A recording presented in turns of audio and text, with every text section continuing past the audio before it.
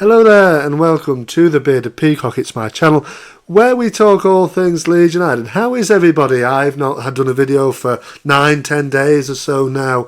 Obviously it's been the international break. Hope everybody's well.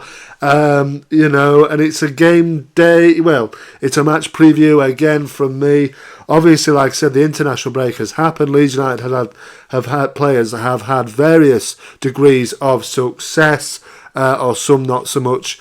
Really, obviously, there's been a successful one for the likes of Archie Gray and Matteo Joseph, who both got goals at under 21 level, but an ultimately disappointing one for the likes of Glenn Kamara, and then obviously the Welsh contingent, Ampadu Roberts, Joe Rodon and Dan James won't be joining England at the Euros in Germany. They were dumped out on penalties by Poland. Commiserations, of course, to them all. Commiserations as well to Dan James, who missed the decisive penalty. I'm sure the boys will come back stronger, and it'll give them that burning desire to go on and finish the job, get some kind of good feeling out of this season, and end what they've started by winning Leeds United promotion. I'm sure their ideas and thoughts are already focused well on Watford on Friday evening. It's a Good Friday game. You would say maybe every Friday is a Good Friday, but this one in particular is, of course, Good Friday. It is Easter is upon us, and happy Easter to everybody celebrating. Don't eat too many chocolate eggs, but remember the reasons, of course, why celebrations are going on at this time. Obviously, it's a big football time as well. The calendar is jam-packed. There is 2 games in the space of just 4 days for Leeds United. First, we go away to Watford, what we're going to eventually preview today, and then we are back at Ellen Road for the game, the Yorkshire Derby against Hull City, on Monday, Easter Monday, again at 8 p.m. Both games are at 8 p.m. So Leeds United play after their competitors in the race for the automatic promotions. Reminder, if you need it, that Leeds United are sitting top of the league. Obviously, like I said, international break, we all kind of take a little break from the league, don't we? And and just forget about it for a short time, maybe. Now's the time to focus again. Obviously, the fans, not the players, hopefully, but the players will be fully focused. Now the time is for the fans to focus once again and look ahead to Watford. So without further ado, because this has already gone on for 3 minutes, we will look ahead to Watford on Friday night. I think it's Leeds United's 4th Friday night fixture of this season, and the rest we'll already know what. Like I said, we already know what the rest of the division has done. Come 8 p.m. kick-off on Friday, because they all play at 12:30, 1:30, or 3 o'clock, or in terms of Ipswich, they play at 5:30, don't they, at Blackburn? So, yeah, we'll already know what we need to do. Chances are we'll be even out of the top 2 come kick-off on Friday, so we've got to respond. We might not be, but we have to respond. So let's have a look quickly then at sort of team news, if we can. And Daniel Farke, I didn't listen to it actually, but I've read sort of injury team news from his press conference, which he had yesterday as of recording. Pascal Struijk is, unfortunately, his season has finished now. Struijk had a hernia operation, didn't he, back at the end of last year. Hasn't played since, he hasn't played this year, hasn't played this calendar year, had some surgery, hasn't been able to recover properly from it, and unfortunately for Pascal and for Leeds United, Struijk is out for the remainder of the season. I think it was confirmed by Daniel Farke in his press conference, but Struijk himself took to social media yesterday, I believe, and he gives a message to the fan base that reads, "This week I've had surgery on my injury. The operation was successful," which is great news. However, he goes on, of course, I'm disappointed because I can't lead my team to the finish line. Now we're in such a good position. I'll continue to work hard to get my full strength, but until then, I will support the squad from the sidelines. You got this, boys, with a strength emoji. He, of course, captained Leeds for parts of the season. The armband is, of course, taken up by Ethan Ampadu, and I'm not sure, even if Pascal was fit, that he would actually play. He would actually be able to get past Ethan Ampadu or Joe Rodon in that defensive centre-back positions, because they've been rocks, haven't they? They've been Welsh rocks, haven't they, those two lads, when they've come in at centre-back. Rodon has been all season. Ampadu's been brilliant, but then come back into centre-back, absolutely fabulous alongside his mate Joe.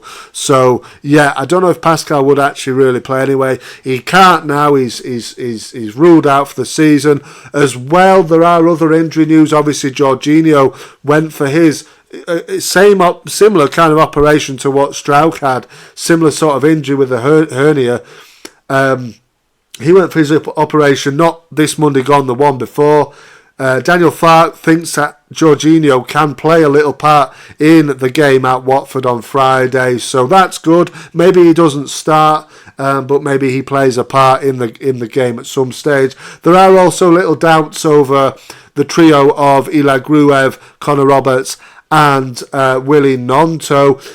We've covered Roberts, of course, played in those games, those qualifiers, ultimately unsuccessful qualifiers against Finland first and then Poland.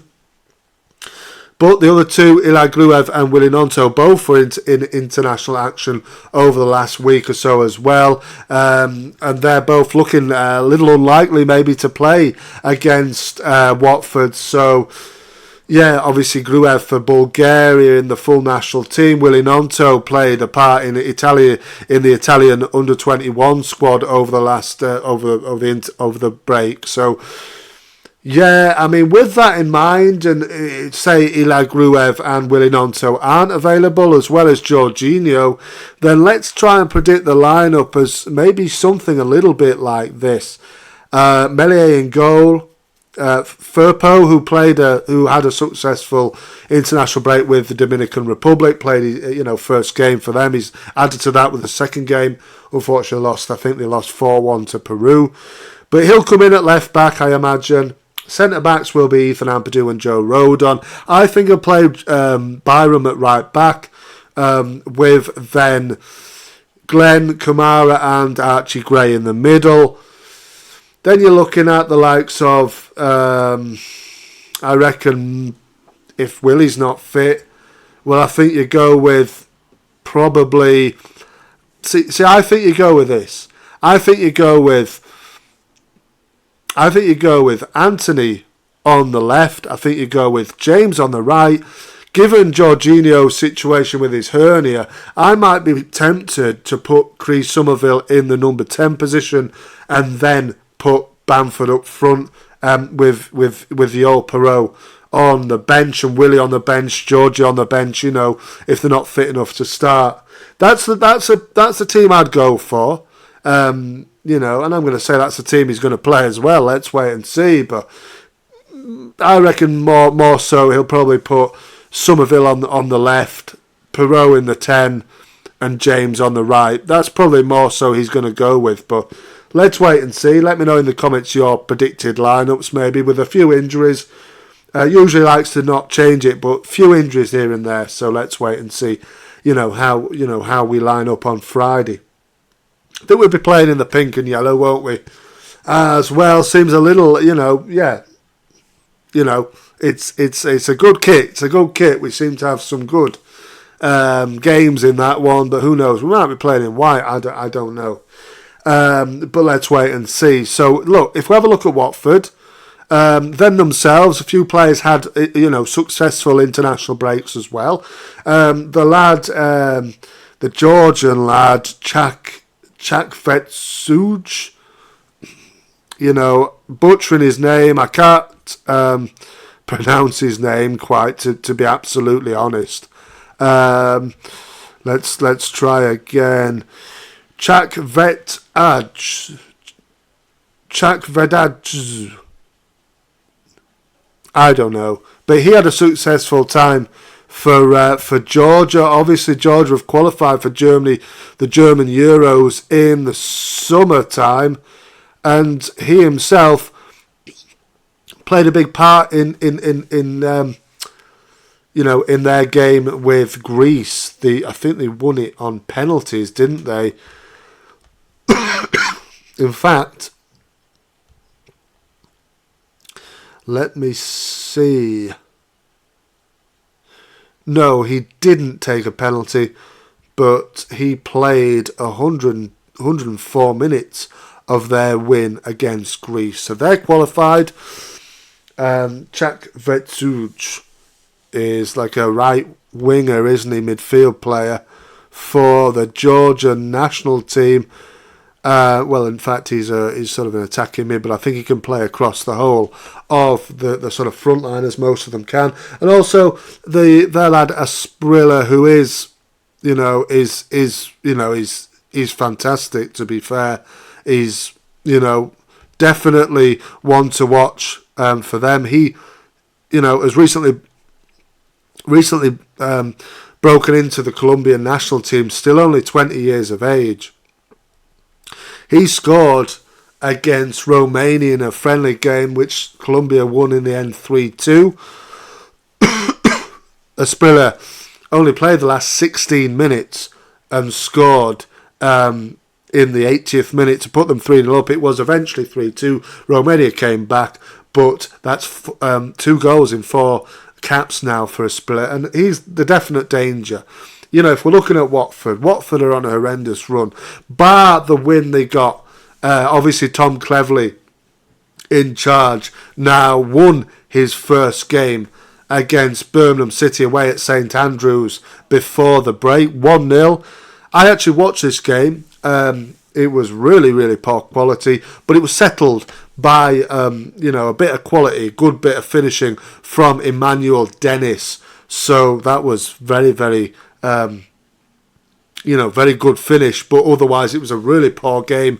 And Emmanuel Dennis can be good on his day, hasn't quite worked out for him so far in England, but there is a reason why he's had to come back on loan to Watford, should I say, back on loan to Watford from I think he's playing in Turkey, isn't he?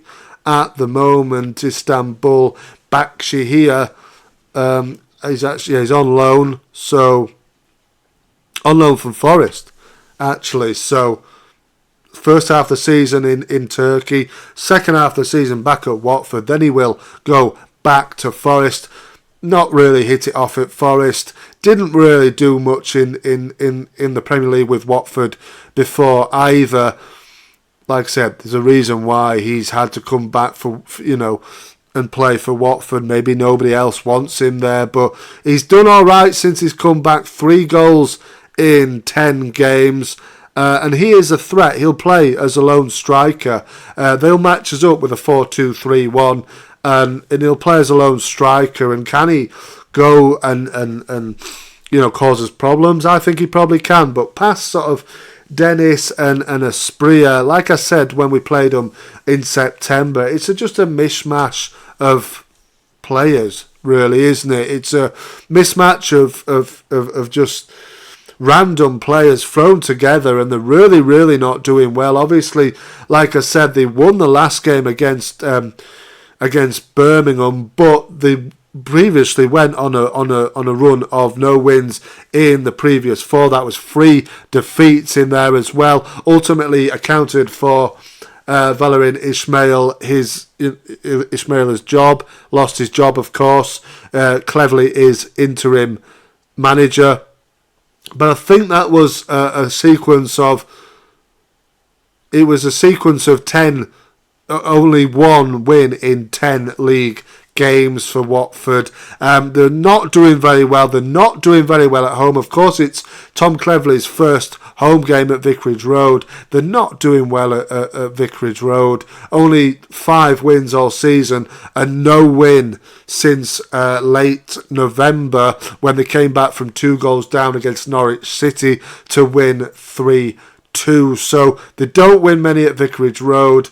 They're in a little bit of a poor spell. Obviously, a little bit, lucky in the sense that Leeds United haven't had to play them immediately when Tom Cleverley has come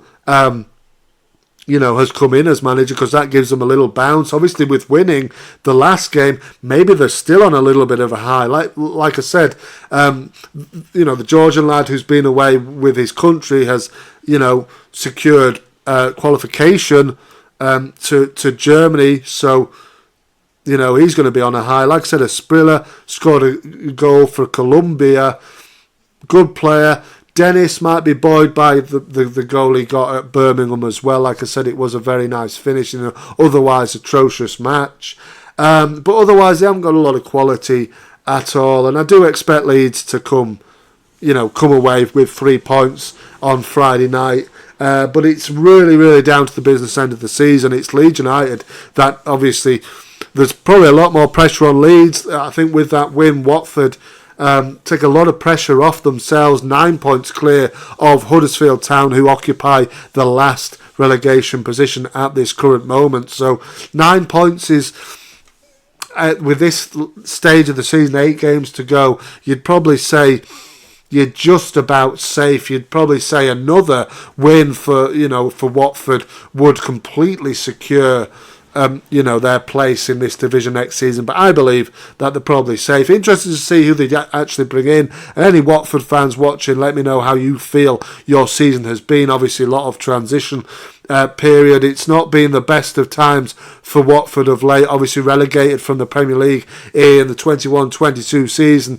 In the one that followed, they finished in 11th position last season in the Championship. Obviously currently occupying 13th position with 8 games to go. It's been a bit of disappointing for them, obviously, and like I said, a lot of transitional moments and things like this. But it's a squad that needs a lot of work. Obviously, it's interesting to see who comes in and takes the mantle on permanently. Cleverley, of course, will only be interim, for whenever, but he's obviously in charge for this match. If we have a look at the last 5 times Leeds United have gone to Vicarage Road, I think it's 1-2 drawn 1 and lost 2 out of the last 5 trips to Watford. Of course, the last trip was a successful one and a very, very comfortable one for Leeds United. When we went there in the 21-22 season, I think it was something like March. It was probably a couple of years ago, March, April 2022. And for me, I remember feeling quite confident that we would stay up comfortably after this result, 3-0 win against Watford. But you've got to remember, Watford was so poor that season and then ultimately finished 19th in relegation. But I think they were pretty much done and dusted at this stage, and we wiped the floor with them. Really, it was a simple win. I think, was it Rafina got one? Jack Harrison got one, didn't he? But yeah, comfortable in the lilac kit, weren't we? That day. It was a comfortable win. Obviously, if we hark back to September, like I touched on earlier on, it was another comfortable win, another 3-0 win for Leeds United. And we were so comfortable this game. At Ellen Road in end of September, we battered them really, but we couldn't get that all-important goal for a long period of the game. And eventually we did, and the walls just came down for Watford, didn't they? In the end, a 3-0 win. Perot got the first on 67 minutes. Byram, with his only goal of the season, added the second a few minutes later, and then Jane Anthony with his only goal of the season so far. That lovely through ball from Jorginho Ruta, I think it was in his own half, wasn't it? And played it through for Jaden, who cut in off the left and buried one into the bottom corner, the right-hand corner. So, it was a comfortable win. Hopefully that can happen again on on Friday, tomorrow night as I'm recording. Let's wait and see. Give me your thoughts in the comments down below. Thanks a lot for watching. It's gone on for nearly 20 minutes, so kudos to you if you've, sat through the whole thing and listened to the whole thing. And thanks a lot to a few new subscribers that have subscribed. We're now just over 800, so let's keep it going.